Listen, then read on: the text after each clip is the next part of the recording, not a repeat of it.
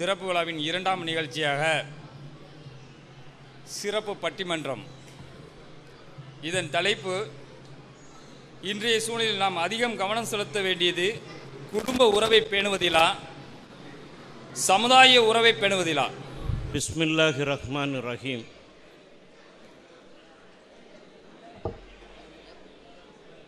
அழகன்குளம் முஸ்லிம் ஜமாத்தில் ஹாஜி எஸ்ஏ முகமது இஸ்ஹாக் மகால் திறப்பு விழாவை முன்னிட்டு நடைபெற்று கொண்டிருக்கக்கூடிய இந்த அருமையான நிகழ்ச்சியிலே தலைமையேற்றிருக்கக்கூடிய ஜமாத்தினுடைய தலைவர் ஹாஜி ஏஎஸ்எம் அகமது சாஹிப் அவர்களே, இந்த அருமையான மகாலை நிர்மாணம் செய்து தன்னுடைய தகப்பனார் பேர் நிர்மாணம் செய்து இந்த ஜமாத்திற்கு வகுப்பு செய்து கொடுத்திருக்கக்கூடிய கண்ணியத்திற்குரிய டாக்டர் அல்ஹாஜ் எஸ்ஏஎம் நூருல் அமீன் சாஹிப் அவர்களே, மரியாதைக்குரிய வழக்கறிஞர் ஹாஜி முகமது இஸ்மாயில் ஷரீப் சாஹிப் அவர்களே, என் போன்றவர்களை உலகினுடைய பல பிரதேசங்களுக்கு அறிமுகம் செய்து தோள் கொண்ட மட்டும் தூக்கி பிடிக்கின்ற உயர்ந்த பண்பாளர் சொல்லமுது கம்பம் பீர் முகமது பாக்கவி அவர்களே,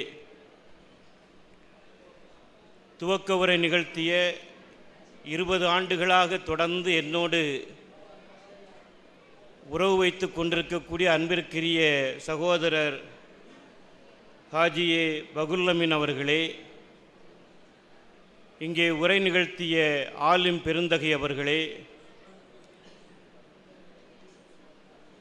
வருகை தந்திருக்கக்கூடிய அழகன்குளத்தினுடைய முற்றத்திலே இருந்து உலகின் பல நாடுகளிலே வாழ்ந்து கொண்டிருக்கக்கூடிய அன்பு சகோதரர்களே, குறிப்பாக நான் மலேசிய மண்ணிற்கு செல்கின்ற பொழுதெல்லாம் தங்களுடைய ரெஸ்டாரண்ட்டுகளிலும் இல்லங்களிலும் அழைத்து விருந்து உபசாரம் செய்கின்ற அன்பிற்கினிய அழகன்குளத்தினுடைய சகோதர பெருமக்களே, கண்ணியத்திற்குரிய உலமா பெருமக்களே, இந்த நிகழ்ச்சியை முன்னின்று நடத்தக்கூடிய அருமைக்குரிய பெரியோர்களே, சகோதரர்களே, வருகை தந்திருக்கக்கூடிய தாய்மார்களே, இந்த நிகழ்விலே பங்கேற்று விவாதம் செய்ய வந்திருக்கக்கூடிய அறிஞர் பெருமக்களே, உங்கள் அத்துணை பேருக்கும் என் மனதிற்குள்ளே மழை பொழிகின்ற அன்பையும் நல்வாழ்த்துக்களையும் உரித்தாக்கிக் கொள்கின்றேன். அஸ்ஸலாமு அலைக்கும்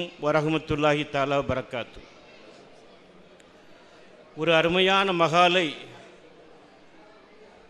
டத்தோ ஹாஜி நூருல் அமீன் சாஹிப் அவர்கள் இந்த முற்றத்திற்கு ஒரு முகவரியாக தந்து அழகன்குளம் என்று சொல்லக்கூடிய ஊருக்கு மேலும் அழகு சேர்த்திருக்கிறார்கள்.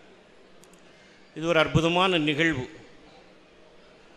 ஒரு பழைய வீட்டிற்கு வெள்ளை அடிக்கிறார்கள் என்று சொன்னால்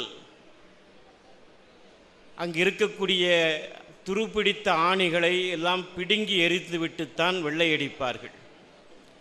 நீங்கள் என்னதான் அந்த துருப்பிடித்த ஆணிகளை பிடுங்கி எறிந்தாலும் அதில் ஏதாவது சாந்து வைத்து அடைத்தாலும் வெள்ளையடித்து முடித்த பின்னாலும் பார்த்தால் அந்த ஆணி இருந்ததற்கான ஒரு தழும்பு அங்கே இருந்து கொண்டுதான் இருக்கும்.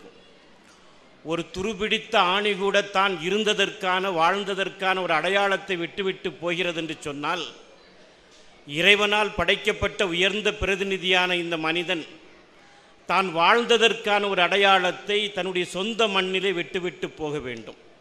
இல்லை என்றால் அது ஒரு முழுமையான வாழ்க்கையாகாது. அப்படிப்பட்ட ஒரு அற்புதமான ஒரு அடையாளத்தை இந்த முற்றத்திற்கு நூருல் அமீன் சாஹிப் அவர்கள் வரவு வைத்திருக்கிறார்கள். அவருடைய தந்தையாருடைய மகபுரத்துக்காக வேண்டியும் அவருடைய குடும்பத்தாருடைய செழுமையான வாழ்க்கைக்காக வேண்டி நீங்கள் அத்துணை பேரும் வல்ல இறைவனை பிரார்த்திக்க வேண்டும் என்று அன்போடு கேட்டுக்கொள்கிறேன்.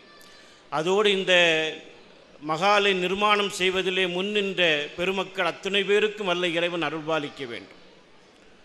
வந்து உட்கார்ந்தவுடனேயே அழகன்குளம் பல நேரங்களில் என்னை ஆச்சரியப்படுத்தியது உண்டு. ஒரு 20 ஆண்டுகளுக்கு முன்னால் கல்லூரி மாணவர்களை அழைத்து கொண்டு சுருளி தீர்த்தத்திலே நீராடி கொண்டிருந்த பொழுது ஒருத்தர் வந்து அஸ்ஸலாமு அலைக்கும்னார். எங்கிருந்து வருகிறேன்னா அழகுங்குளத்திலேருந்து வர்றேன்னார் பக்ருல் அமீன். ஊருக்கு தேடி வந்திருக்கிறாரு. இங்கேருந்து சுருளிக்கு போயிட்டாலும் விடல, அவர் விரட்டி பிடிச்சி சுருளிக்கு வந்தார். வந்தவருக்கு உடனே ஒரு லுங்கியை கொடுத்து அருவியில் குளிப்பாட்டி அது பிறகு தான் என்னன்னு கேட்டேன். ஊருக்கு மீளாதுக்கு பேச வரணும்னு அழைத்தார். ஒரு வித்தியாசமான மக்களை அடிக்கடி நான் மலேசியா போன்ற நாடுகளிலே நண்பர்கள் நிறைய பேர் இருக்க எல்லாருடைய பேர் சொல்ல வேண்டும் சந்திப்பது உண்டு. இந்த மேடையிலும் கூட வித்தியாசமான நிகழ்வு. முதல்ல ஆச்சரியப்பட்டு போனேன். எந்த ஊரில் நிகழ்ச்சி நடந்தாலும் பெரும்பாலும் பிள்ளைகள், பெண் பிள்ளைகள், மாணவிகளுடைய நிகழ்ச்சி தான் நிறைய இருக்கும். பசங்களை பார்த்தா 1-2 பேர் தான் மேடைக்கு வருவான். பரிசு கொடுத்தாலும் பார்த்தீங்கன்னா பொம்பளை பிள்ளைகள் தான் நிறைய பரிசு வாங்கும். பசங்க 1-2 பேர் மருந்துக்கு வந்து மேடையில் பரிசு வாங்க வருவான். அதான் எல்லா ஊர்லையும் நடக்கக்கூடிய விஷயம். இப்போமெல்லாம் பார்த்தா பொம்பளை பிள்ளைகள் தான் நல்லா படிக்குது, அப்படிதானா?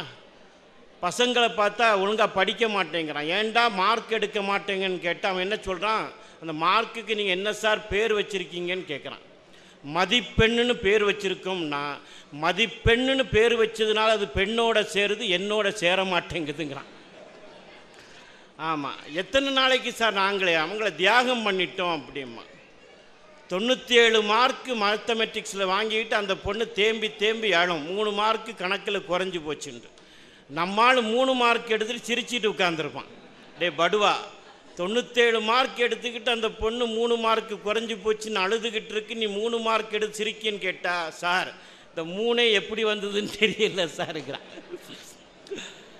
எங்கள் உத்தமபாளையம் காஜி கருத்தராவுத்தர் கவுதியா கல்லூரிக்கெலாம் வந்துன்னு சொன்னால், நான் 88 வேலைக்கு சேர்ந்தாங்க. நாகர்கோவில் பகுதியை சார்ந்தவன். ஒரு 90 88 பார்த்தீங்கன்னா பசங்க மட்டும்தான் எங்கள் காலேஜில் படித்தான். அப்போ கல்லூரியே ஒரு பாலைவனமாக தான் காட்சி அளித்தது. 90 தான் கல்லூரியில் பெண்களை சேர்த்தாங்க. அப்புறம் தான் கல்லூரியே பூச்சூடி கொண்டது. ஒரு 48 பொண்ணுகள் சேர்ந்தது. இன்றைக்கி பார்த்தா 2500 பேரில் 1500 பெண்கள். பசங்களை பார்த்தா 1000க்கும் குறைஞ்சி போனான். இன்னும் கொஞ்ச நாள் ஆகி போச்சுன்னா 33% இடஒதுக்கீடு எங்களுக்கு கொடுங்க சார் அப்படின்னு அவன் போராட்டம் நடத்தக்கூடிய அளவுக்கு இன்றைக்கு பெண்கள் எல்லா விஷயங்களும் முன்னால் வந்துட்டாங்க. ஒரு வகுப்பறைக்குள்ளே நுழைஞ்சன்னு வச்சுக்கிடுங்க, 60 பேர் உட்கார்ந்துருப்பாங்க. அது மேத்தமேட்டிக்ஸ், இங்கிலீஷ் வகுப்பெல்லாம் பார்த்தா 60 பேரில் 50 பேர் பெண்கள், 8 அல்லது 10 பசங்க உட்கார்ந்துருப்பான். அவனும் கூட முன்னால் உட்காரதுக்கு பயந்து பின்னால் போய் உட்கார்ந்துருப்பான். இந்த பெண்கள் மத்தியில் பயந்து போய் நான் வகுப்புக்குள்ளே போனோன்னா, தம்பிகளா எல்லாம் முன்னால் வந்து உட்காருமே சார் அப்படிமா. டேய், நீ இருக்கிற தைரியத்தில் நானே பாடம் நடத்த வந்திருக்கேன், நீ பின்னால் போய் உட்கார்ந்தா நான் எந்த தைரியத்தில் பாடம் நடத்துறது? நம்ம முன்னால் நமக்கே பாடம் நடத்தக்கூடிய தைரியம் வருது. அந்த அளவுக்கு எல்லா இடங்களிலும் இன்றைக்கு அறிவுத்துறைகளிலும் சகல துறைகளிலும் பெண்கள் ஆதிக்கம் செலுத்தக்கூடிய ஒரு காலகட்டத்தில் அழகங்குளத்துக்கு வந்து பார்த்தா பசங்க அற்புதமாக நிகழ்ச்சிகளை நடத்துகிறான். பைத்து ஓதுறாங்க, கேள்வி பதில் நிகழ்ச்சி. இந்த கேள்வி பதில் நிகழ்ச்சி மட்டும் நான் ஒரு 25 வருஷத்துக்கு முன்னால் கேட்டிருக்கணும். கல்யாணமாக 25 வருஷம் ஆகிப்போச்சு எனக்கு. இன்னும் மாமனார் ஊருக்கு போனால் கசரு தொடலாங்கிறது எனக்கு